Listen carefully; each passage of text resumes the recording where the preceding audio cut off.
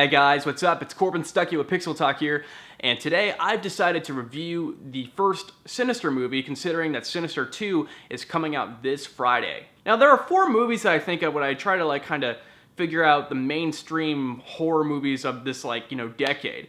I think Paranormal Activity, I think of Insidious, I think of The Conjuring, and for some reason, at the time when I saw this movie, I thought of Sinister. Even though it didn't have a sequel, it was made by the same people, and it left a really disturbing mark on me. And it was a sleeper hit back in 2012, and that's probably why it's getting a sequel this Friday. And considering that it's getting a sequel, I have decided to review this film to get you guys prepared for this movie, because I've talked to a bunch of friends of mine and they said that they didn't see the original Sinister. So this video is somewhat looking back at the original film, reviewing it, and letting people know what's going on so they can be prepared for this new sequel, Sinister 2. So obviously this review is going to contain spoilers, so if you don't like spoilers, you should probably X out and go watch the original Sinister movie. Or if you're here for spoilers to get prepared for this new sequel, then stay in this window.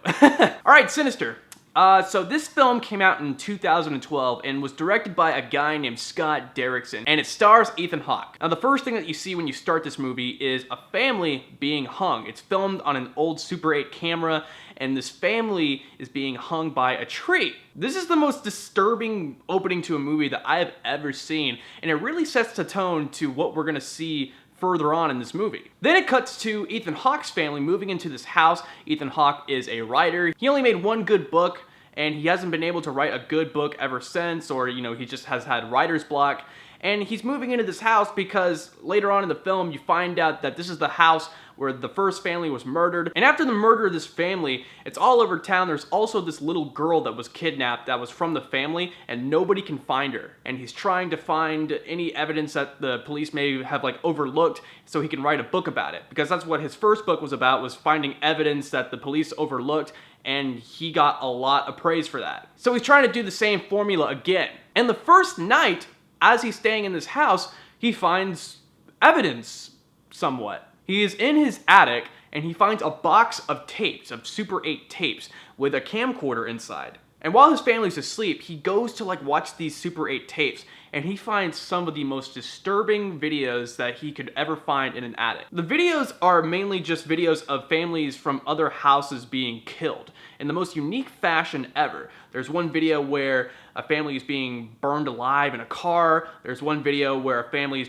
tied to their beds and their throats are slit. One video with a lawnmower killing a family. It's very unique kills, and it's very disturbing watching these families being killed. And that's what Ethan Hawke is doing. He's just looking through the videos, trying to figure out who killed this family, where this missing girl is at, so he can write a good book. Like I said, the movie has some of the most disturbing imagery I have seen in the movie. And not only does it have the most disturbing imagery ever, it has the most disturbing score ever. The music that you hear in the background while he's looking through the tapes, or when something's happening in the film, is very unsettling, and it kind of matches the mood of what is going on in this film. And while he's researching these tapes and talking to this professor at a college, he finds out that these videos link back to an old mythological creature or demon called Bagul. And this creature is somewhat of a dimensional creature, where if somebody looks at Bagul in a piece of art or video or just any type of imagery, apparently the creature can haunt the family or lure them in with one child,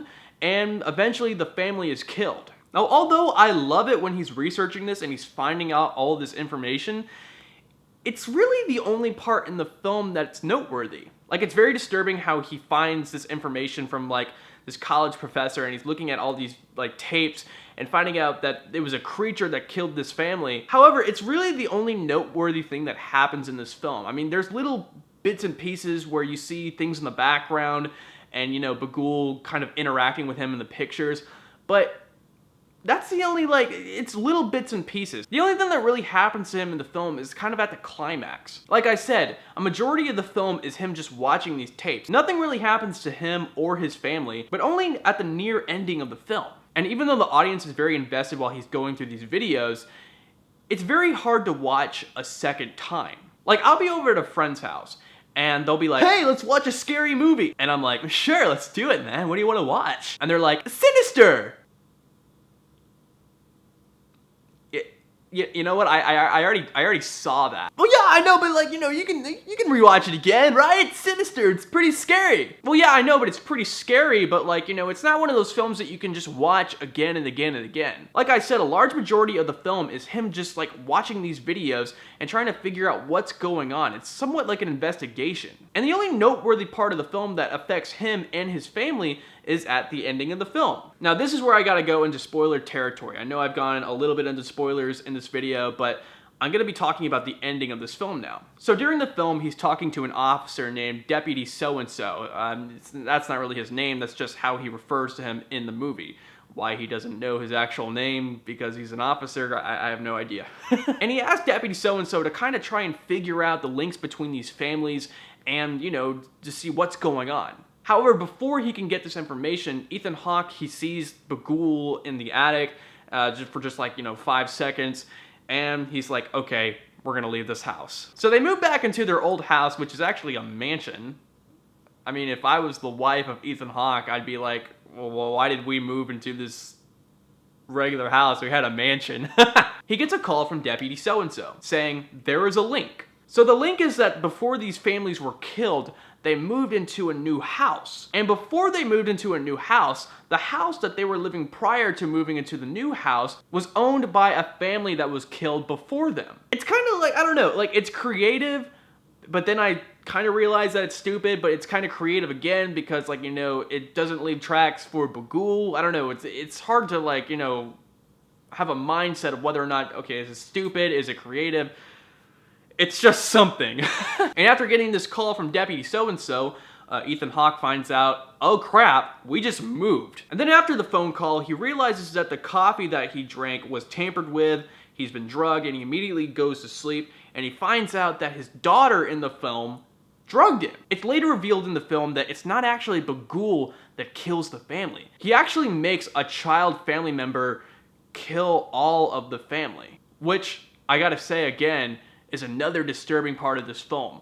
Getting a child family member, say your son or your daughter, being tricked by this demon to kill everybody in your family. And that's what happens to Ethan Hawke. Ethan Hawke, his wife, and his son are later killed by the daughter with an axe. Very disturbing stuff. And then you see her jump into, like, you know, the screen, like, you know, where the projector is pointed at, and she becomes one of the children that, you know, was haunting Ethan Hawke earlier in the film. It's pretty messed up stuff. So yeah, that's what happened in the first Sinister film, and I hope this video got you up and ready to watch Sinister 2. So yeah, that's pretty much it. Thank you guys so much for checking out my movie review of Sinister. Comment down below if you've ever seen this movie before. Comment down below if you're excited for Sinister 2. Like the video, share it, and please subscribe to PixelTalk if you haven't yet for more movie reviews, trailer reactions, and video game content. Thank you guys so much. I'm Corbin Stuckey, and this is PixelTalk.